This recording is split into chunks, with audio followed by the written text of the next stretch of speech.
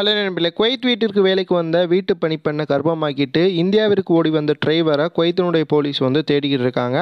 அந்த பெண்ணையும் தற்பொழுது ஜெயிலில் வச்சுருக்காங்க. என்ன சம்பவம் நடந்துச்சு அப்படிங்கிறத விரிவாக பார்க்க போகிறோம். நிறைய முக்கியமான குவைத் செய்திகளும் இருக்குது. வீடியோ முழுவதுமாக பாருங்கள்.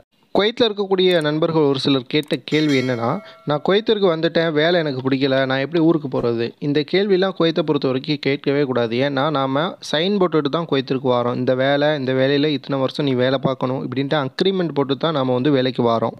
காதிம் விசா அப்படின்னா கண்டிப்பாக குவைத்து வீடுகளில் தான் வேலை இருக்கும். கம்பெனி விசா அப்படின்னா கம்பெனிகளில் தான் வேலை பார்க்கணும்.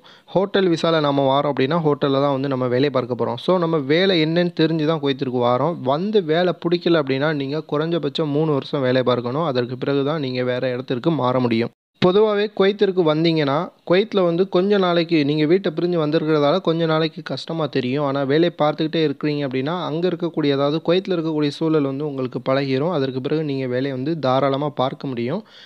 வந்த 2 மாதத்துல எனக்கு வேலை பிடிக்கல, இருக்கிற இடம் பிடிக்கல அப்படின்னு சொன்னீங்கன்னா, கண்டிப்பாக நீங்கள் எங்கேயுமே இப்போ இருக்க முடியாது. இதுதான் சூழல். வேலை கஷ்டமாக இருக்குது, இல்லை நீங்கள் வந்த பிறகு ஒட்டகம் மேய்க்க விட்டாங்க, என்னை வந்து வேலை நான் சொன்ன வேலை வேறு வேலை வேறு அப்படின்னா, அதற்கு எம்பசி மூலமாக தீர்வு காண முடியும். அந்த மாதிரியான செய்திகள் இருந்துச்சு அப்படின்னா, அந்த மாதிரியான கேள்விகள் இருந்துச்சுன்னா, அதையும் கீழே கமெண்ட் பாக்ஸில் வந்து கேளுங்க. நான் அதற்கான பதிலையும் தரேன்.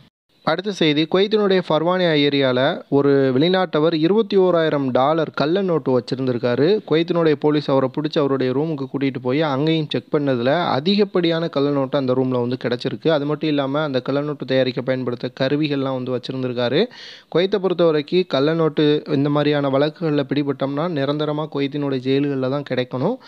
யாராவது இதை மாதிரியான தப்பு செஞ்சுக்கிட்டு இருந்தீங்க அப்படின்னா கண்டிப்பாக திருந்திக்கோங்க. வீடியோ பார்க்கக்கூடிய நண்பர்கள் உங்களுடைய நண்பர்களுக்கும் இந்த வீடியோவை ஷேர் பண்ணி தெரியப்படுத்துங்க. அடுத்த செய்தி, குவைத்தில் இந்தியர்களுக்கு நல்ல பெயர் இருக்குது, அதை கெடுக்கிற மாதிரியே சில நபர்கள் செயல்படுவாங்க போல். ஒரு இந்திய நாட்டை சார்ந்த டிரைவர் 5 மாதத்திற்கு முன்பு குவைத்து வீட்டிற்கு டிரைவராக வந்திருக்காரு. அதே நேரத்தில் இன்னொரு பிலிப்பைன் நாட்டை சார்ந்த பெண்மணியும் அந்த வீட்டிற்கு வேலைக்காக வந்திருக்காங்க. 2 பேருமே புதுசு அப்படிங்கிறதுனால பேசுகிறது வைக்கிறது இந்த மாதிரி இருந்திருக்காங்க. அது திடீர்னு காதலாக மலர்ந்து அந்த நேரத்தில் அவங்க செய்த தவறு தற்பொழுது அந்த பெண்மணி வந்து கர்ப்பமாக இருக்கிறது குவைத்தினுடைய ஹாஸ்பிட்டல் வந்து உறுதி செய்யப்பட்டிருக்கு. அந்த பெண்மணியும் கைது செய்து தற்பொழுது சிறையில் வச்சுருக்காங்க. தலைவர் அதாவது நம்முடைய இந்திய நாட்டை சார்ந்தவர் என்ன செஞ்சுருக்காருன்னா, இந்தியாவிற்கு ஓடி வந்துட்டார். தற்பொழுது அவரை கைது செய்வதற்கான நடவடிக்கைகளை குவைத்தினுடைய அஃபீஷியல்ஸ் வந்து ஈடுபட்டுக்கிட்டு இருக்காங்க. இந்த மாதிரியான செயல்பாடுகளில் ஈடுபடக்கூடிய ஒரு சில நபர்களால் குவைத்தில் இருக்கக்கூடிய காதிம் விசாவில் வீட்டு வேலைக்கு அல்லது டிரைவர்களாக வரக்கூடிய அனைத்து இந்தியர்களுக்குமே வந்து கெட்ட பெயர். இந்த வீடியோ பார்த்துட்டு இருக்கக்கூடிய நண்பர்கள், இந்தியர்கள், தமிழர்கள் இந்த நபர் குறித்த உங்களுடைய கருத்துக்களை கீழே கமெண்ட் பாக்ஸில் பதிவு பண்ணுங்கள். சேனலை சப்ஸ்கிரைப் பண்ணிக்கோங்க. அப்போ தான் நான் போடக்கூடிய அடுத்தடுத்த வீடியோக்கள் உங்களுக்கு கிடைக்கும். வீடியோ மறக்காமல் லைக் பண்ணிவிட்டு உங்களுடைய நண்பர்களுக்கும் ஷேர் பண்ணி விடுங்க.